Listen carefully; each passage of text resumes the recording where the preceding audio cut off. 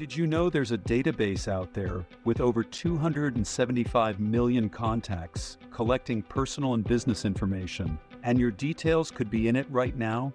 Meet Apollo.io, a powerful B2B data broker that connects users with high-value leads through advanced sales AI.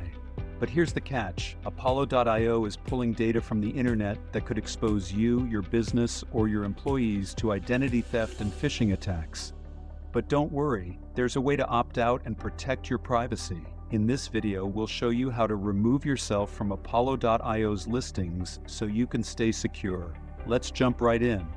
First, open your web browser and go to Apollo.io's website. Scroll down until you find the option to browse Apollo's directories. Click it to see the people and companies directories. Next, find your personal profile by selecting the first letter of your name in the people directory and follow any prompts to locate yourself. Once you're on your profile, copy the URL from the address bar. You'll need it in case you need to reach out to Apollo.io directly. While on your profile page, scroll to the bottom to find and click the Do Not Sell My Info link. A form will pop up. Enter your business email address. Check your business email inbox for an email from Apollo.io. Open it and click the verification link to confirm your request.